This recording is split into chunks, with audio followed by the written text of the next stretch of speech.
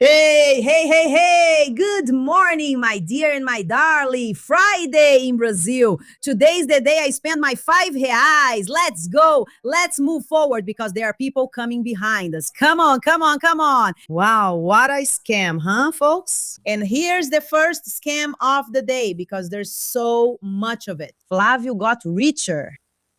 And what about Venezuela? Wasn't Brazil going to go bankrupt, guys? Wasn't Brazil going to go bankrupt? And it was going to become another Venezuela, Italy, and all that? Even Flavio became an even bigger millionaire. He's not just rich, no. He became even more of a millionaire during Lula's government. But what about Venezuela? That Brazil was going to go bankrupt, that Lula was going to ruin Brazil, Andrea. Well, there you go. Nicolas got richer. Everyone got richer. And Flavio also got richer. Yes, millionaire, even more of a millionaire. And that's the official amount he declared to the Electoral Court. Imagine what's going on behind the scenes. Ha. Ha ha. Ha ha ha, man. Where's Venezuela, Jesus? Jazwas? What a bunch of scammers, right, guys? What is this? Look here. Flávio Bolsonaro's assets grew by 370% in 8 years. What did Metropolis report?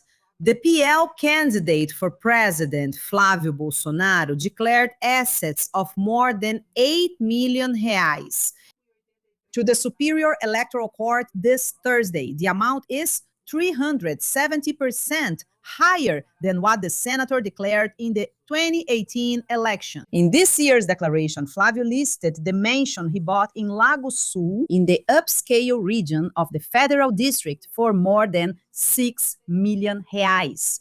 But there is a catch. The talk is that his mansion actually costs 14 million reais. That these 6 million here are just a drop in the bucket for the crowd. So he became much more of a multimillionaire, right? But anyway, let's take into account what he put here. So he put 8 million in 2000. Look at how much the guy's assets grew. He started with 385,000 reais in 2006. And today, 2026, this year, now, he has more than 8 million reais in assets. And that's the official declared amount, not counting what's under the table. And his assets grew a lot, especially during Lula's government. Brazil was going to become Venezuela, right? No, actually, they said that to fool the gullible. Yeah, to fool the herd, to cause fear and fool the herd. Oops, the herd. Yeah, him. Then there are people saying, if Lula gets reelected, I'm going to leave Brazil. Go ahead and leave. Go ahead and buy your tickets because they are cheaper now. If you buy the tickets in advance, they're cheaper. If you buy the tickets, you can already leave Brazil because Lula is going to win for the 4th time. So you saw the self-made mess, right? Didn't you see it? Good grief, Flávio Bolsonaro. Bolsonaro went to register his candidacy, but the TSE didn't accept it at first because he was affiliated with the Missão party. Then Flávio went public saying this and that, baby, this seems like fraud. This is a weakness in the system, this and that. Then the people from the Missão party came and spoke up. What was used to register Flávio, or rather, Flávio's affiliation with the Missão party, was Senator Flávio's official email address. Renan Santos, who is even a pre-candidate for president from the Missão party, made a video saying that this is a scheme by the PL and very possibly by Flávio. And he said that he will confront him and that he challenges Flávio. Because the email that was entered into the Missão party system was Senator Flávio Bolsonaro's official email to register Flávio. There in the Missão party. What is this, Andrea? To me, it's Flávio and the PL imitating Bolsonaro.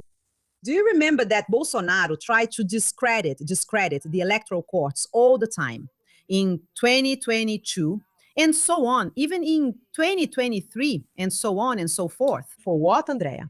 because he was going to prepare the coup. He was preparing the coup, Bolsonaro.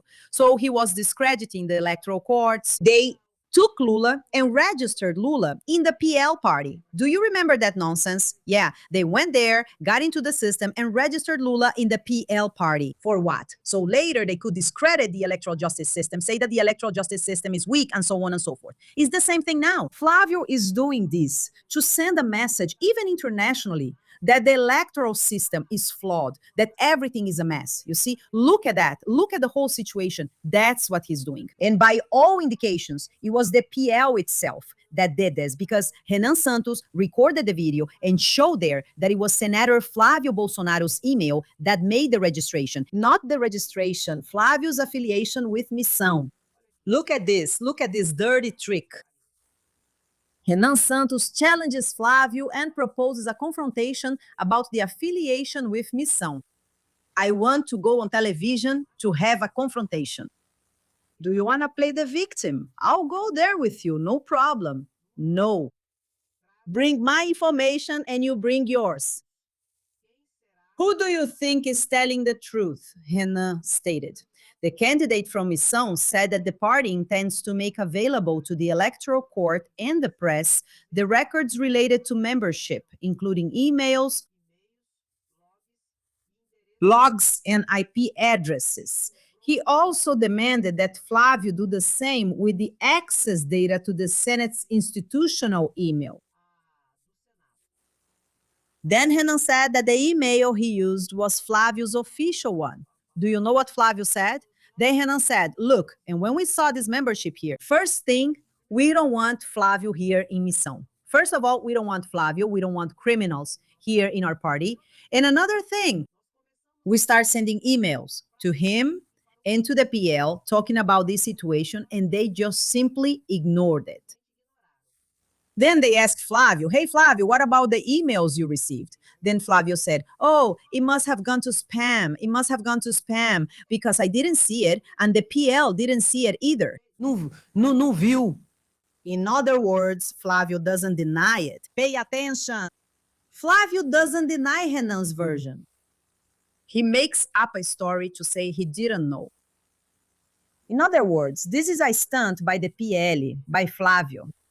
First, to discredit the electoral process, just like Bolsonaro did in his coup attempt. And the second point, he also did this very possibly to get attention, to play the victim, to act like he's struggling and being persecuted, and to bring attention to his campaign. That's what he's doing. Let's take a look at a little snippet from Renan's speech about this situation here where Flávio is being challenged. And do you think he's going to accept the challenge? What do you think? I don't think so.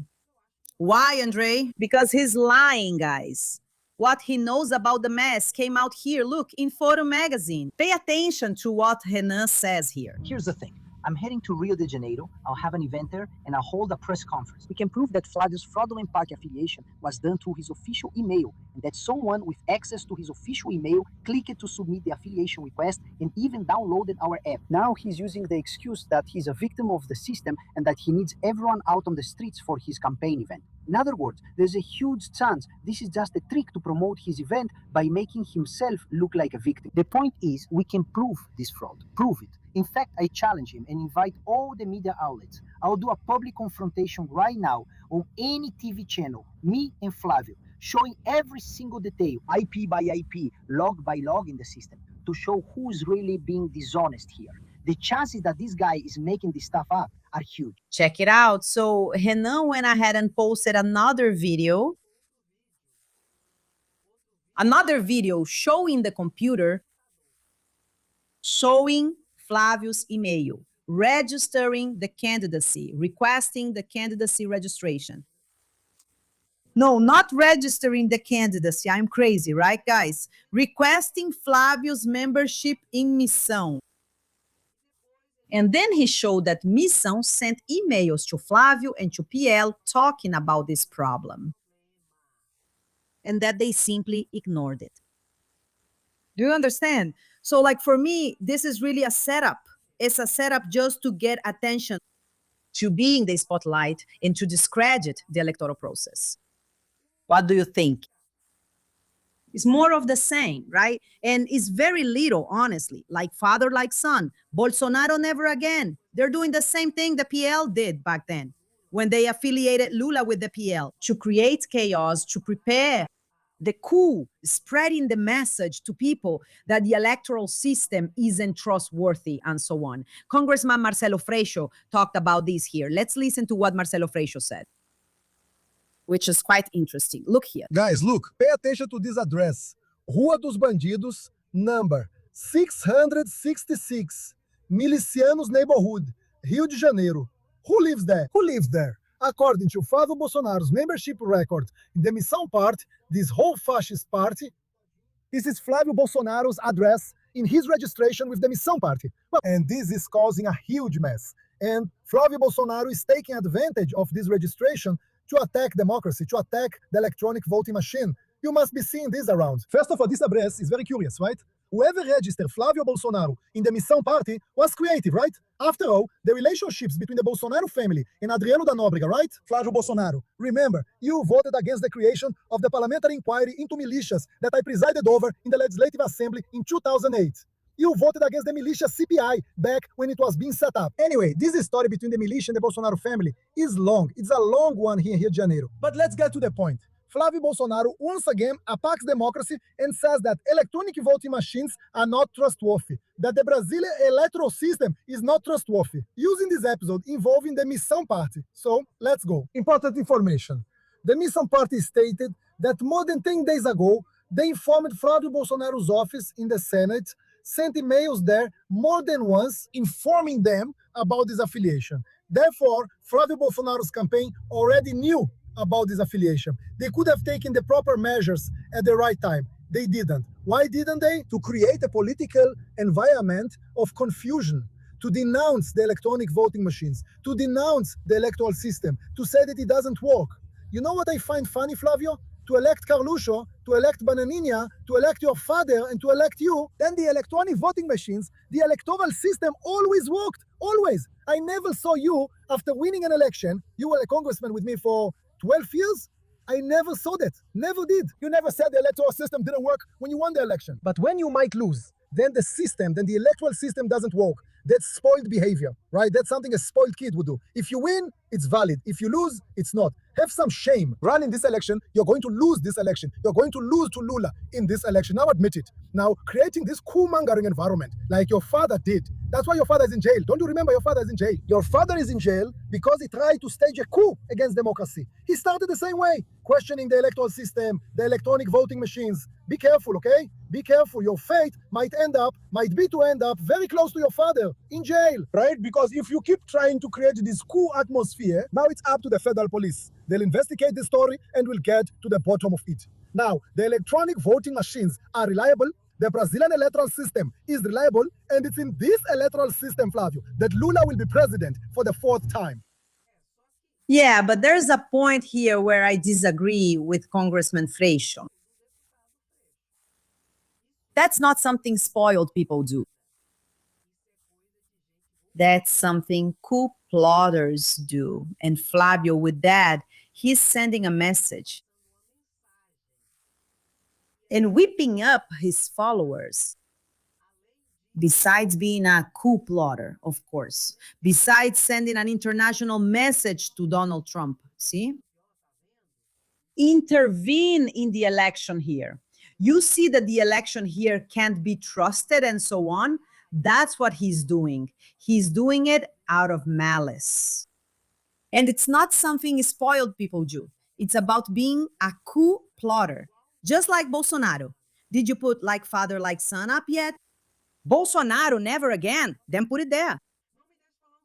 Don't leave me talking to myself. Please, please.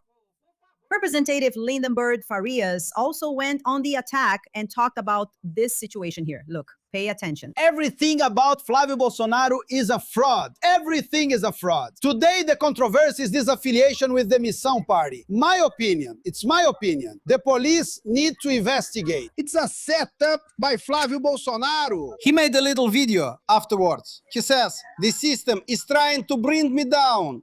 The system will try everything to stop me, but it won't be able to. That's rhetoric to try to discredit the electoral system. Not long ago, he spoke out against the electronic voting machine. Now, the TSE has already said it wasn't just... Just a quick pause, just a quick pause. And right after that happened, Flavio went on social media saying that the system wants to stop him, that this and that. Flavio, we want your candidacy to be registered. Flavio, we want you in the electoral race. Flavio, come join the race, Flavio. This talk that we, the progressive camp, don't want you running against Lula. We actually want another Bolsonaro to be defeated by Lula again. To make it very clear, not just internally for Brazil, but also internationally, that the Brazilian people are tired of this far right. Bolsonaro, you see, was the last straw. So nobody wants to stop you. No, we just want you to be registered. And that's it. Because you're going to even lose your way home. Now, of course, he says that to the audience to make himself look like a poor, miserable guy, that they're trying to bring him down, that it's the system.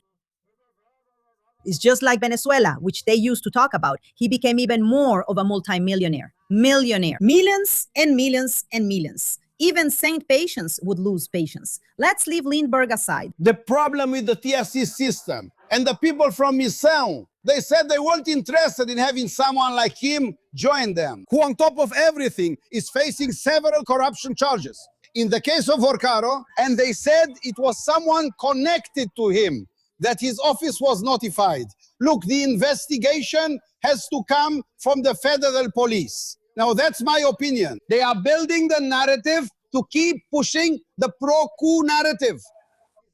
Discredit the electoral system. And they are doing this together with the American far right. Especially with the head of the State Department, Marco Rubio. Now, the big fraud, which we will not forget, Mr. Flávio Bolsonaro, who gave an interview the day before yesterday, saying the following, that he would no longer talk about the March case. What's this story? You have to explain where the money stolen from Vorcaro went. 61 million, which ended up in the Raven Gate Fund managed by Eduardo Bolsonaro. We are going to demand this every day, your explanations about your relationship with Vorcaro. Hey, that's right, isn't it? Flavio, the thing he has to explain, he doesn't explain. He just keeps sweet-talking the crowd, not us though. To this day, he hasn't accounted for the money they received from Daniel Vorcaro. Where did the money go? Andre, I went to the movie. Where's the accounting for the movie? Nothing. And he said he doesn't owe anyone an explanation. Yes, he does. And we're going to demand it. Put it there. Where's Vorcaro's money? Vorcaro's? Oh, Flávio, hi. Oh, Flávio, where's Vorcaro's money, Flávio? Is it there with Eduardo Bolsonaro? Spending, showing off, and saving a little for when you lose the election so you can run away there too? Okay, I get it. Flávio is against ending the 6 days on, 1 day off schedule in the government plan, even though most Brazilians support the change. The PL candidates program does not include reducing working hours and supports expanding direct negotiations between companies and workers. In other words, for Flávio, it's basically like this. You'll be at the mercy of your employer. The employer will say either you accept it or you're out. Because that's it. That's what happens in practice. Now, for them, to try to make the worker accept this, they say, no, you'll sit down and negotiate. What you say will be taken into account. We know that's not really how it works, right? And in his government program presented when he registered his candidacy, yesterday, there was all that confusion about Missão. And right after that, the Electoral Court accepted his candidacy registration with the PL party. And the government plan has to be included. In the government plan, there is no mention of ending the 6 days on, 1 day off schedule. It's not there. It's like I told you all. Here's the thing. To end the 6 days on, 1 day off schedule, Lula has to win. Because if Lula doesn't win, God forbid, Flávio won't move this forward. It's that simple. After all, he supports the upper class, the employers and not the workers and the most vulnerable people who really need it. The state needs to step in to make sure the workers don't suffer so much loss. That's what Lula's government does and always tries to do, right? And by the way, the 6 days on, 1 day off schedule is still on hold to this day. But I heard that Lula had another meeting with Davi Alcolumbre, the third one, and that Lula is pressuring Davi Alcolumbre so that Davi Alcolumbre can move forward with the approval of the constitutional amendment, which has already been approved in the Chamber of Deputies to end the 6 days on, 1 day off schedule, and it still needs to be approved only in the Senate. And what does that mean? For every 5 days you work, you will be guaranteed 2 days off for rest without a reduction in salary. Lula is trying to see if he can get this situation approved, maybe even before the elections. If not, then after, because Lula is going to win for the 4th time. And you can already say, Lula, 4-time winner. Now, workers, let's wake up, right? Let's wake up. You have to know who you are voting for. Because if you don't, in the end, you're the one who gets screwed. And then there's no point in crying about it either. Meanwhile, Flávio Bolsonaro does a live stream with his allies and presents a plan with major spending cuts and limits on decisions by the Supreme Federal Court. I remember Bolsonaro in this context. Bolsonaro also presented his government plan, said he was going to do it, that it was going to happen, that he was going to lower the age of criminal responsibility. He was going to change a bunch of rules. He was going to make guns available to everyone. Everyone was going to have a gun license. He was going to do it, and it was going to happen. And just a bunch of nonsense. And almost everything Bolsonaro said he was going to do, he didn't do. Why, Andrea? Because it was unconstitutional. For a president, governor, or mayor to turn their measures into law. First situation, their measures, their projects, their program have to be in accordance with the Constitution. If they're not, he can't get them approved. And if by any chance he manages to get them approved, the federal Supreme Court is called upon, and the federal Supreme Court overturns the law, overturns what was approved. For example, I'll give you some examples. The guns decrees Bolsonaro issued. The first 2 measures that Bolsonaro took as soon as he was elected president. He was elected in 2018, and in 2019, he took office as president. The first 2 things he did, the first thing he did was issue gun decrees, allowing people to carry firearms, allowing people to have access to guns. They all failed. And then he presented the constitutional amendment for pension reform. That one was approved. Cracking the whip on the backs of workers in Brazil. Many workers, in fact, will only find out that they will have to work more, they'll receive less, and they still have to meet a minimum age to retire. And the pension reform was approved. So several proposals Bolsonaro made were not implemented because they were unconstitutional and were not approved. It's the same thing with Flávio. Flávio also said a lot of things. He's saying a lot of things that won't be approved simply because they're unconstitutional. Andrea, but why does a guy who's a lawyer, who knows what you're talking about, keep saying these things? Even so, he presents it just to sweet talk the crowd. He says, look, now it's going to happen. Look, now we're going to make it. It's just to fool the crowd. That's it. It's just to sweet talk people. Do you understand, my dear? So, it's more of the same and very little from Bolsonaro, guys. And he said he's going to make big cuts. He's going to cut a lot of things. Where is he going to cut, Andrea? Right on the workers' back. From the lowest benefit, from the poorest people, people with disabilities who can't work, poor people who receive the lowest benefit, elderly people with no income at all who receive the lowest benefit. At the expense of Minha Casa Minha Vida, Bolsa Família, and programs that help the most vulnerable. At the expense of retirees and pensioners. He is going to make sweeping cuts. Who knows? Maybe he'll do what they used to say that Lula should do. Because they used to say that Lula had to freeze the minimum wage for 6 years. Do you remember that? I don't. That's it. Thank you. They had to freeze the minimum wage for 6 years. Maybe he will implement that. Who knows? Because they always said that. Something that not even Bolsonaro had the courage to do. Nevertheless, Bolsonaro during 4 years didn't give a single year of real increase to the minimum wage. Will Flávio do the same thing? Like father, like son. Will Flávio stop updating the income tax brackets like Bolsonaro did? At the end of Bolsonaro's government, those who earned a salary, those who earned less than 2 minimum wages, were paying income tax.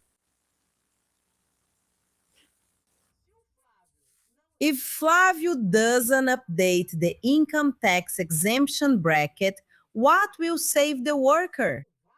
The thing is, Lula managed to approve the income tax exemption for those who earn up to 5,000 reais. Otherwise, it would have been the worker getting whipped, like father, like son. And it's the same thing. It's the same with this government plan he presented. He proposes a series of cuts that affect workers, retirees, and pensioners. To LOAs, to Minha Casa Minha Vida, to quotas, to social programs, and to Bolsa Família. That's what he does in his program. And I keep thinking, how can there still be poor people who are going to vote for Flávio Bolsonaro? I keep thinking, but even worse, they actually vote, right? There are people out there bragging. They live off Bolsa Família, have a house because of Minha Casa Minha Vida. There are people in the family who get LOAs, and I still going to vote for Flávio. Then, when everything gets cut off, don't come crying. Don't cry, because we're warning you. And it's so interesting, right, that Caiado's vice seems to be supporting Lula.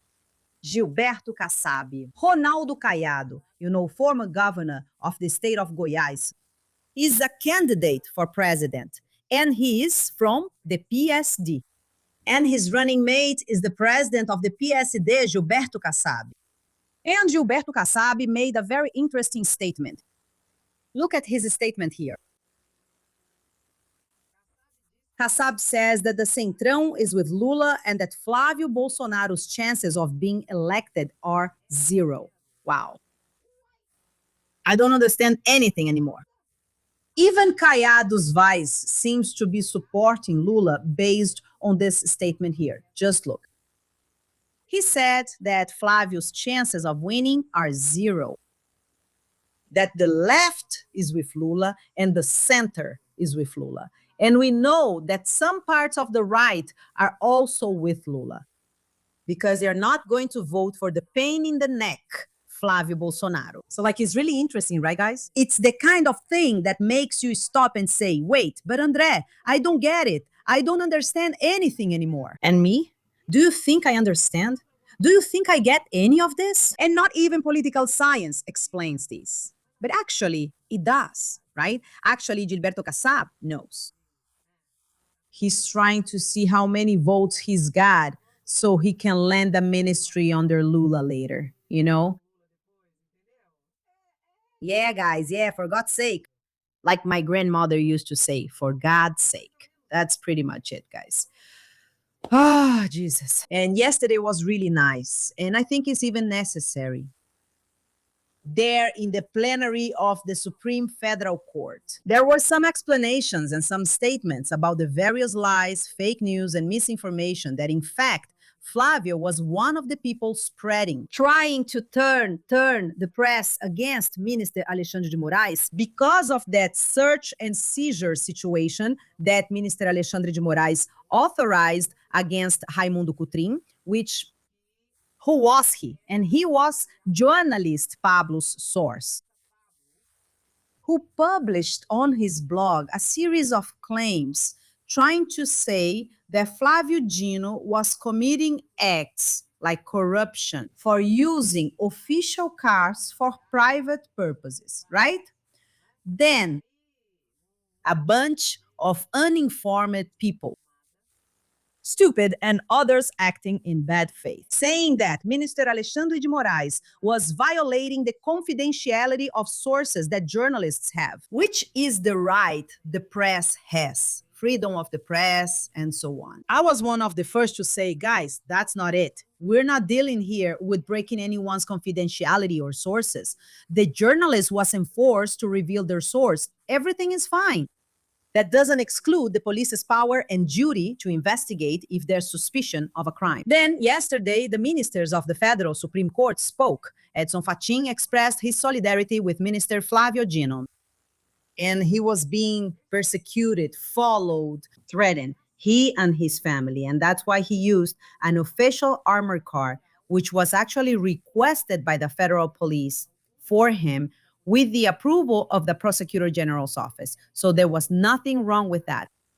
But then, who was following Flávio Dino, threatening him and all that? That's the point. The federal police suspect that it was Raimundo Cutrin himself who was doing that. He started to pursue Flávio Dino, threaten him and all that, follow him, and he himself passed this information to the journalist. So there is no issue of breaching journalist source confidentiality, right? Nothing like that. What is being done is an investigation specifically about this. Because according to documents from the Federal Supreme Court, it is a criminal organization. And where this Raimundo, he is even being investigated for the murder of a businessman in 2022. And this businessman who was killed in 2022, in which this Raimundo is being investigated, even before the Federal Supreme Court, whose rapporteur is Minister Alexandre de Moraes. It could have been a cover-up because these businessmen also showed up in the investigations there. From the inquiry, which is under André Mendonça's supervision, about the INSS fraud, the murder of this businessman could be a cover-up. And this Raimundo is one of the suspects. In fact, André Mendonça went to Flávio Dino and said, hey, Fladino, this has to do with what's happening to you and your family. Be careful, and passed it on to him. And all of this ended up in Alexandre de Moraes' hands. Why? Because Alexandre de Moraes is the rapporteur of this murder investigation that's involved or not. This Raimundo Cutrin, former federal police commissioner, is a suspect. Do you understand, my dear? So it has nothing to do with it. Then Flávio was one of the first to come out publicly and speak and try to incite the press against Minister Alexandre de Moraes because of his search and seizure order targeting this Raimundo, who was the journalist's source. I repeat, the journalist was never required to reveal his source. The rights of the press were preserved, but that does not remove or exclude the police's duty and authority to investigate suspicions of crimes and serious crimes. Did you understand, my dear?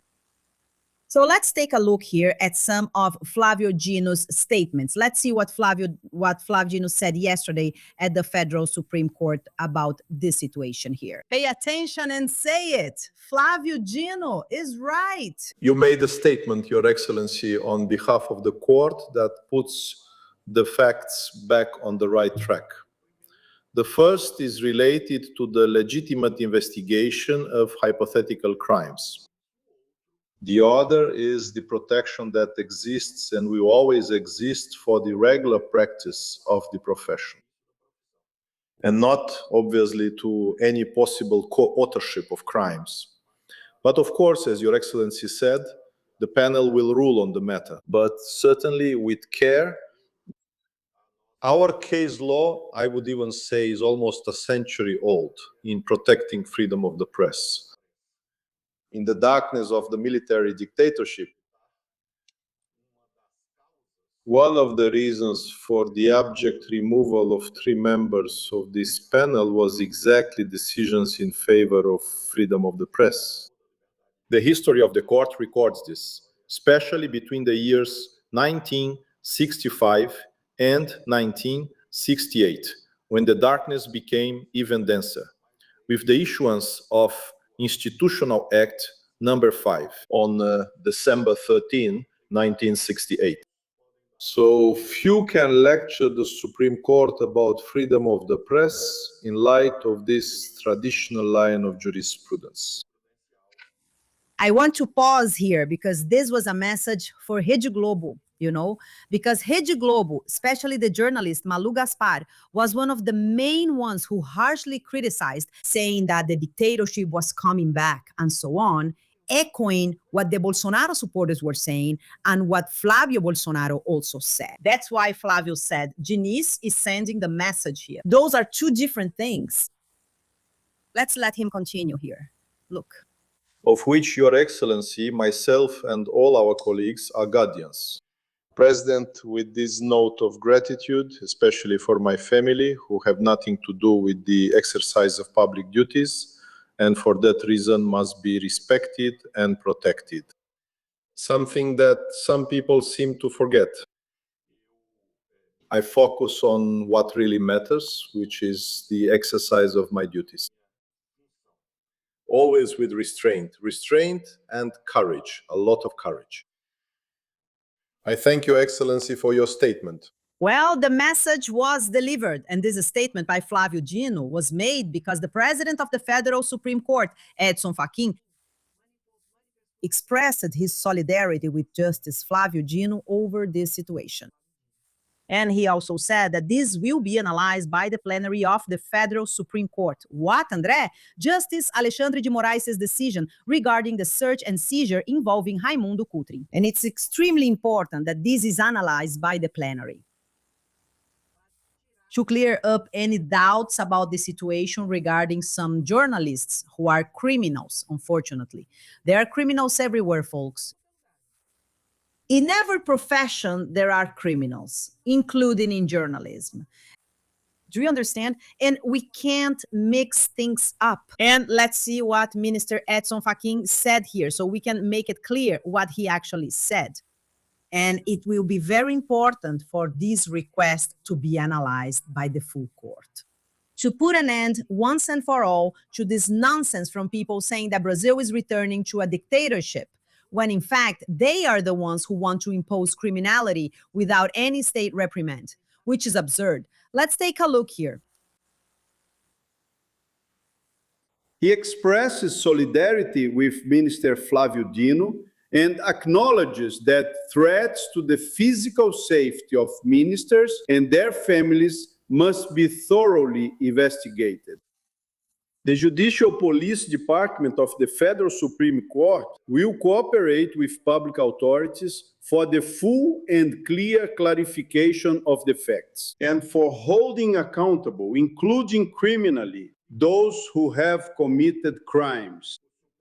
The Federal Supreme Court, at the same time, as expected, reaffirms its commitment and its dedication to the Constitution, with respect for fundamental freedoms, especially freedom of the press and the fundamental right of journalists to protect their sources.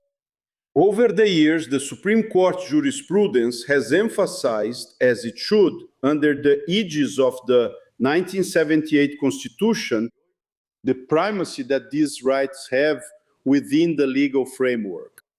The court's jurisprudence will remain intact and binding on all bodies of the judiciary, and its justices have not strayed and will not stray from their commitment to these rights. The investigation of any possible wrongdoing must and certainly will focus on the conduct that is the subject of the investigation. Never legitimate journalistic activity carried out in the fulfillment of its constitutional function. That's right. And he said that Minister Moraes' decision should be evaluated by the plenary. That's absolutely correct. Now, we can't leave out Alexandre de Moraes either, Let's see. Alexandre de Moraes makes it very clear that this has nothing to do with breaking source confidentiality. Here, yes, we're talking about crime, about a criminal organization. That's what's being investigated. And the source's confidentiality was preserved. Why? Because the journalist was not forced to reveal who their source was. So no, this right of the press or the journalist was not violated. And the rest is just whining, maybe even defending criminals. Pay attention here. Very interesting. Mr. President, first of all, I would like to congratulate Your Excellency, President Edson Fachin, and for your words of solidarity to Minister Flávio Dino. And more than that, to his entire family, his wife, Dania, his children. Yes, whose safety, Mr. President, whose safety was put at real risk by a criminal organization or a criminal association, as pointed out both by the federal police and by the Office of the Prosecutor General of the Republic. It is an overt practice of several crimes that are being investigated, including the crime of stalking, provided for in Article 147A of the Penal Code. Both the federal police's filing and the opinion of the Office of the Prosecutor General of the Republic indicated conclusive proof that the crime occurred and strong, concrete evidence of who committed it. A criminal act by those under investigation, whether they are lawyers or journalists, mainly pointing out, and this is the most important part, the subjective link between the perpetrators of the criminal offenses, including the transfer of money between them, that is, with money being transferred for the purpose of spreading criminal information. Then you ask me, yes, Andrea, what exactly is this so-called objective link that he mentioned between the parties? It's the agreement, the clear intention to reach that result. Between whom? Between those involved, between the journalist and the source. He even said there was a payment of 100,000 reais to the journalist through a lawyer who is connected to the source. In other words, very possibly, the source who is suspected of harassing and threatening Flávio Dino's family did this, took this information, gave it to the journalist, and even paid the journalist to publish it, trying to call into question the honor and honesty of Minister Flávio Dino, saying that he was using official vehicles for private matters, which would be a kind of act of corruption. That's the situation here, but it's even more serious than that. Let's continue here. So the objective link is this, is the direct connection between them with the goal of achieving result X, including payment. So there's no saying, like I said, there are criminals everywhere, even among journalists. Let's continue here so we can understand all of this, because this is an injustice that we cannot accept. Truly obtained. This federal Supreme Court, as Minister Flávio Dino highlighted, defended freedom of the press during the harsh times of the dictatorship. It continues to defend and will always defend freedom of the press, the free practice of journalism, and all its rights and guarantees, including source confidentiality. Source confidentiality, which is a constitutional guarantee enshrined by this Supreme Court, but which has never been and never will be confused with a protective shield for the practice of illegal activities.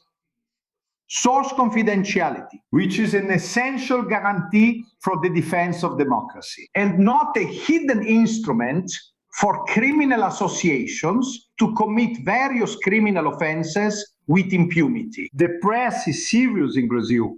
Journalists act in good faith, and they know this. They know that one thing is source confidentiality. Another thing is criminal acts against either authorities or members of society. Let's not confuse investigative journalists with journalists being investigated for criminal activities. Yes, Mr. President. First, I'm going to leave the stage. That's right. Alexandre de Moraes really has to go after it. And we have to make all of this very clear because here there are mainly two justices involved who deserve our respect. Justice Alexandre de Moraes and Justice Flávio Dino. That's why from the beginning I brought this up. I explained this to you from the start, and I was very pleased when I saw that they decided yesterday in the plenary to talk about this. What was needed to further clarify things for the public so they wouldn't be deceived and end up being seen as the ones in the wrong. So that's why I say Flávio Dino is right, Alexandre de Moraes is going after this with. Now, we can't ignore Justice Flávio Dino's account of some situations about this episode of persecution against his family. And these are very serious situations that cannot be normalized. And these people must be held accountable, whoever they are, whether they're lawyers, journalists, workers, whoever it is. If they did something wrong, they have to pay for what they did. Pay attention. Attention, pay attention. The topic is especially important in the court's history of protecting freedoms, as Your Excellency mentioned. It's curious that before me, only a Supreme Court justice was followed and had their family followed. Only before me. It happened again during the long, long night of the dictatorship. Therefore, I am the second. During the dictatorship, I always refer to the dictatorship for a reason. There are people who have blood on their hands from torture, who have blood on their hands from those who were victims of that despotic regime. And suddenly, without any retraction, they want to lecture the Supreme Court about freedom. People need to have humility. Public debate requires this historical understanding so that all of us can preserve this set of constitutional values. Freedom of the press, source confidentiality, judicial independence, which obviously cannot be subject to intimidation. Imagine, Minister Cássio, Your Excellency is a father, having photos of your children exposed. And as a kind of message maybe, look, we know who they are, where they go, how they get around. So I thank Justice Alexandre for his solidarity, as well as Justice Fachin, especially for this aspect. Where I come from, I'm used to public debate. Unfortunately, being a judge doesn't allow me to do it the way I would like, the way I learned. But in this case, obviously, I thank both the President and the Vice President who spoke on behalf of the court. Well, just so you know, Flávio Dino's children were being followed and photos were taken. Photos sent to him. Like, I know where your kids go, your son goes to judo, your daughter does this, that, I know the routine, I know everything, and they will send it to him. What was that for, André? To cause terror, to frighten and terrorize the justice. For what, André? To stop him. To stop him. So that he would stop doing the work he was doing. To go after, like he did and is doing, the parliamentary amendments. To go after the criminals. To go after the sky-high salaries. To go after the perks, the so-called compulsory retirement. To go after the coup plotters, after the whole situation. It was meant to terrorize Flávio Dino and see if they could stop him. So, like, we have to speak up and we have to show that Flávio Dino deserves our respect. Just like Justice Alexandre de Moraes does, okay? And he said here, look, I want to read this statement from Justice Flávio Dino, which he posted on his social media. He said, as I have already had the opportunity to clarify, my role as a judge prevents me from participating daily in passionate public debates. This includes silently enduring attacks and injustices, witnessing monumental distortions of facts, and watching in disbelief as absurd interpretations are presented. In other roles, I could speak out openly, more often. Now, that can still happen, but only very rarely. It's part of the burden of my profession. And I gladly accept that burden, given the responsibility with which I carry out my duties. And in any case, my biography and my professional work over 37 years of public service are my greatest defense. Why is he saying this here? Because justices and judges can't keep making public statements, right, Andre? No. Judges and justices have to lead a reserved, private, more closed off life. And they can't keep giving interviews. In any situation, talking and debating, they can't. And he's saying that before, as a politician, he could. And he used to confront people. He would explain and he would speak, but not now. Now he's seeing interpretations. He's hearing absurd statements and he can't respond. Except on very rare occasions, like what happened yesterday, with those very important and necessary explanations. In that case, you see, my dear, I'm with Flávio Dino, I'm with Alexandre de Moraes. And you? And it's interesting that there are people who say a good criminal is a dead criminal, but they are defending criminals in this case. Why? Because they want to attack Alexandre de Moraes and Flávio Dino. So, it's a lot of hypocrisy, it's a lot of nonsense. I'm with Flávio Dino and Alexandre de Moraes. And you? Kisses. See you later.